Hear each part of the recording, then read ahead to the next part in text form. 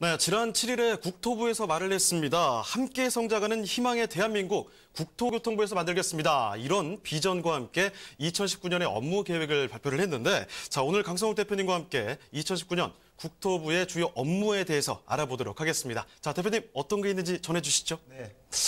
특히나 이제 그 업무 계획 중에서 이제 그 부동산과 관련된 부동산의 가치를 상승시키거나 아니면 부동산 전반적인 흐름에 대한 세부적인 내용들 하나씩 말씀드리도록 하겠습니다. 먼저 이제 그 리츠 활성화 부분이 있는데요. 리츠 같은 경우는 이제 주택 도시 기금 자체의 여유 자금을 확대를 해서 또는 부동산 투자법을 전면 개정해서 이 부분 자금들을 리츠 활성화하는 데 쓰겠다 이런 내용인데요. 그렇다 보면 기본적으로 리츠 같은 경우가 이제 100억 내외에서 한 500억 정도 빌딩, 수익형 빌딩에 많은 영향을 미치기 때문에 여기에 대한 수요는 좀 증가하겠다고 볼 수 있고요. 아무래도 일반인들이 생각하시는 부동산하고는 좀 거리가 멀지만 어쨌든 부동산을 활성화시키는 하나의 방법 중에 하나다 이렇게 말씀을 드리겠습니다. 그다음에 이제 눈에 띄는 부분이 이제 도시재생 혁신지구라는 부분이 이제 눈에 띄는 부분입니다. 왜냐하면 이건 재생에 대한 문제이기 때문에 도시 중에서도 이제 구도심을 대상으로 하겠고요. 그다음에 이제 철도역이 중심이 되겠다 할 수 있습니다. 구도심에 철도역이 들어가지만 활성화가 안 된 지역을 대상으로 해서 당연히 그 지역을 조금 재생을 활성화시키면 당연히 주변의 지가나 기타 주택 가격이 올라갈 수밖에 없는 구조를 띠게 되겠습니다. 왜냐하면 신도시 형태를 만들면서 역세권에 대한 신도시의 도시개발 형태로 진행하겠다 이런 이야기가 되겠고요. 여기에 따라서 주거라든가 또는 상업, 산업 기능이 융복합되는 도시재생 혁신지구를 만든다는 뜻인데요. 역세권의 주거라든가 상업, 산업시설이 들어가게 되면 기본적으로 주변의 부동산 가치는 올라가는 것이 일반적인 패턴이라고 볼 수 있습니다. 그래서 이 지역이 이제 어디가 될 것이냐 하는 것이 이제 많은 관심을 가지게 되는데요. 연내에 한 3곳 정도 시범 지정을 한다고 합니다. 그렇게 되면은 그 대상 지역 자체가 아무래도 이제 가치가 올라갈 수 있겠다 이렇게 볼 수 있는데요. 단지 이제 투자에 있어서는 조금 되더라도 신중해야 될 필요가 있다고 볼 수 있는데요. 왜 그러냐 하면은 기본적으로는 이 개발 방식에 이제 문제가 있습니다. 개발 방식은 공용 개발 방식을 선택하고 있습니다. 공용 개발 방식이란 말은 주변을 수용을 전제로 간다 이런 뜻입니다. 우리가 3기 신도시도 마찬가지로 수용 방식으로 가듯이 수용으로 가게 되면 아무래도 이 수용가가 일반 매매가에 비해서 낮을 수밖에 없기 때문에 그렇게 되면 투자를 하더라도 사실 실익을 거두기가 쉽지는 않다고 볼 수 있습니다. 그래서 실제로는 이제 이런 현상이 발표가 되더라도 이 대상지 인접지에 대한 어떤 지가 상승은 충분히 예상해 볼 수 있겠다 이렇게 말씀을 드리고요.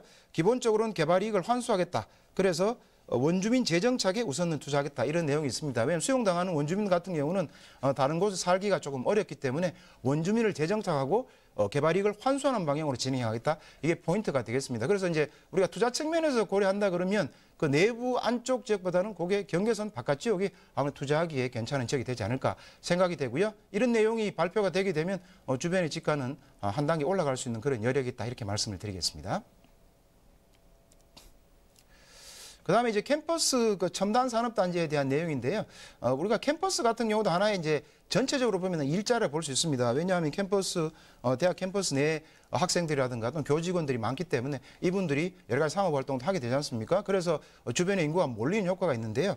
여기에 첨단 산단을 내부에 자기 조성하게 되면 업무단지가 또 같이 들어오게 되는 효과를 누릴 수가 있습니다. 그렇게 되면 이를 통해서 업무단지가 들어간다는 것은 결국은 사람이 몰린다는 이야기 되겠고요. 그럼 주변에 여러 가지 이제 산업이나 상업이나 주거 같은 경우에도 상대적으로 같은 움직임을 볼 수 있겠다 볼 수 있습니다. 물론 일반적으로 우리가 국가 산단이나 지방 산단 또는 일반 산단처럼 큰 규모의 뭐 그런 규모는 아니다 할지라도 상대적으로 플러스 부동산에는 플러스 알파 요인이 발생한다 이렇게 볼 수가 있겠습니다. 그리고 마찬가지로 연내에 2-3곳 정도 시범 사업지를 선정하고 제도를 정비를 추진하겠다는 내용인데요. 여기 창업을 하시거나 일을 하시는 분은 당연히 저렴한 형태로 들어갈 수 있는 장점이 있겠고요. 그다음에 주변 지역도 조금 더 활성화될 수 있는 부동산 관점에서 그런 여력 있는 내용이다 이렇게 말씀을 드리겠습니다. 그다음에 이제 다음 내용은 이제 빈집 활용 플랫폼 시범 서비스를 이제 개시한다고 하는데요. 이 내용 중에 보시면 한 가지는 임대 등록 시스템을 정비를 한다고 볼 수 있습니다. 작년에 그 임대 관리 시스템 같은 경우가 실제로 시범 서비를 해서 임대를 주시는 임대인 같은 경우도 실질적으로는 모두 지금 다 드러나게 되는 그런 형태를 갖춰져 놨습니다. 시스템을 이제 구축해 놨는데요. 이 시스템을 조금 더 정비를 해가지고 임차인 보호를 하겠다 이런 내용이 되겠습니다. 그 다음에 이제 그 등록 임대사업자가 있습니다. 물론 임대사업자가 등록하시는 분, 하지 않으시는 분 두 가지 나뉠 수 있는데 임대사업자 같은 경우에 의무 준수 여부를 상시 모니터링을 해서 아무래도 이제 그 임차인이 불리한 상황에 빠지지 않도록 또는 불이익을 누리지 않도록 이런 내용이 있기 때문에 임대인 입장에서는 좀 아무래도 좀 신경을 쓰셔야 되고요. 임차인 입장에서는 상대적으로 더 유리한 입장이다 이렇게 말씀드리겠고요. 그다음에 임대 등록 주택에 대해서도 부기등기를 의무한다고 합니다. 부기등기가 의무화 되게 되면 당연히 등기에 임대주택에다 표시가 되게 됩니다. 그러면 법적으로 정해진 임대사업자가 준수해야 되는 여러 가지 규정들이 있습니다. 이런 규정을 위반하게 되면 당연히 벌칙이 부여되게 됩니다. 그렇다 그러면 임차인 입장에서는 당연히 이제 그 보호를 더 받을 수 있는 구조가 되겠다 이렇게 말씀을 드릴 수 있겠고요. 그다음에 이제 말씀드린 것처럼 빈집 활용 플랫폼은 도심 내 빈집을 찾아서 이제 아무래도 연결해줘서 저렴한 형태로 임대에 들어갈 수 있는 이런 시스템이 갖춰진다는 말씀이기 때문에 뭐 임차인 입장에서는 상대적으로 빈집을 좀 더 싸게 또는 전세나 월세로 들어갈 수 있는 형태를 갖춰지겠다 이렇게 말씀을 드릴 수가 있겠습니다. 단지 이제 서울은 사실은 큰 의미는 좀 없다고 볼 수 있습니다. 왜냐하면 서울의 빈집이라는 것이 대부분 재개발 뉴타운 대상 지역에 많기 때문에 실제로 들어가 살기가 조금 어려운 그런 구조가 많다고 볼 수 있는데요. 그렇다 하더라도 또 들어가서 살 수 있는 부분이 있다 그러면 저렴한 비용으로 들어갈 수 있는 임차인을 위한 또 하나의 제도를 마련했다 이렇게 생각할 수가 있겠습니다. 그다음에 주택시장에 대한 이제 규제에 대한 문제인데요. 실제로 주택시장 규제는 지속하겠다가 지금 현 정부에 계속된 기조다고 볼 수 있습니다. 그중에 이제 시장 모니터링을 강화하겠다는 내용인데요. 이 부분 같은 경우는 이제 아무래도 우리가 그 서울의 주택시장을 보면 2017년에 파리 대책 이전에 한번 1차 급등을 했었고요. 그다음에 2018년에 9.13 대책이 있었습니다. 그때 또 한번 2번 정도를 급등을 했었는데요. 근데 그 급등한 여러 가지 요인 중에는 물론 이제 가치가 상승해서 올라가는 요인도 있지만 기본적으로는 이 시장이 좀 과열돼서 집값 담합 행위가 사실은 많이 일어났던 게 사실입니다. 담합 행위가 많다 보니까 실제 가치보다 더 많이 올라간 현상이 발생을 하게 되는데요. 이런 것을 계속해서 이제 규제를 하고 모니터링 하겠다는 거고요.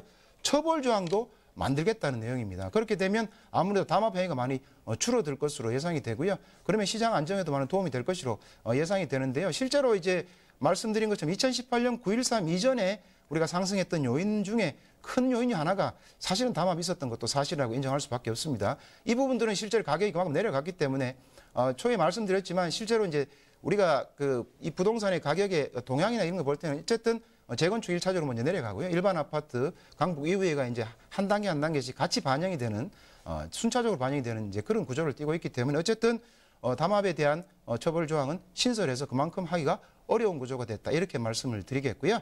어쨌든 간에 이제 2018년에 있었던 9.13 대책 전에 급등했던 부분은 재건축을 중심으로 해서 또는 일반 아파트 중에 잠실이나 강동 또는 강남을 중심으로 해서는 많이 조금 조정이 된 것이 또 사실입니다. 그다음에 부동산도 거래 단계별로 또 거래 질서를 확립해서 이런 형태가 지속되지 않도록 하겠다 하는 내용이 있고요. 그다음에 이제 또 한 가지 중요한 내용이 있습니다. 그 중요한 내용은 지금 이제 그 재개발입니다. 그 재개발에 대한 규제가 많이 들어갔습니다. 지금 시장 같은 경우에 재건축에 대한 규제는 많이 이루어져 있습니다. 재건축은 초과이익 환수제도 지금 붙어 있고요. 그다음에 안전진단을 강화해가지고 30이 넘더라도 실제 안전진단 통과하기 어렵습니다. 그 이유는 규정 자체를 바꿨고요. 또 한 가지는 이제 정부 기관에서 심사에 두 과정에서 참여하게 돼 있기 때문에 실질적으로 안전진단을 통과하기가 어렵습니다. 그래서 초기 재건축은 사실은 진행되기가 쉽지는 않은데요. 하나 남아있던 부분이 또 재개발에 대한 부분인데요. 재개발 같은 경우에는 어쨌든 임대주택이 있습니다. 임대 의무 비율이 있는데 비율을 상향을 시키겠다는 내용이 있습니다. 임대 의무 비율을 상향시킨다는 말은 당연히 개발이익이 줄게 되겠습니다. 그래서 아무래도 상대적으로 재개발에 따른 이익을 좀 더 축소시키는 이런 방향으로 이번에 하겠다는 내용이 나와 있고요. 그다음에 이제 정비사업자 부분이 있습니다. 아무래도 재개발을 진행하려면 정비사업자들이 들어와서 이 전문 업체가 들어와서 이걸 잘 정리하고 또는 총회도 거치고 이렇게 해야 되는데요. 정비업 같은 경우에도 자금 흐름 자체를 조금 통제하고 그다음에 문제가 많았던 이런 정비사업자는 아예 퇴출하는 이런 근거가 마련되어 있기 때문에 자금이 효율적으로 들어오지 않으면 사실은 진행하기가 특히 초기 재건축을 진행하기가 그렇게 수월하지는 않게 됩니다. 그러면 재개발이 초기 재개발 같은 경우에는 아무래도 진행 단계가 조금 늦어질 수밖에 없고요. 굳이 이제 투자 형태로 가신다면 재개발 자체도 굉장히 큰 자체 호재이기 때문에 어느 정도 단계가 좀 지나서 진행된 재개발 투자가 바람직해 보이고요. 초기 재개발은 실제로 시행하는데 조금 시간이나 이런 내용들이 많이 발생할 수밖에 없는 그런 구조로 되어 있습니다. 그래서 전반적으로 다시 요약해드리면 2019년 업무는 부동산 규제는 지속을 한다 그런 내용이 있고요. 그중에 재개발에 대한 규제가 아무래도 포함이 된 내용이 있고요. 그다음에 구도심에 아까 우리가 철도역을 중심으로 좀 활성화를 시키겠다 이런 부분, 리츠를 활성화시키겠다 이런 부분은 규제가 지속되는 속에서도 조금 더 활성화 정책을 하겠다는 내용으로 이해하시면 좋을 것 같습니다.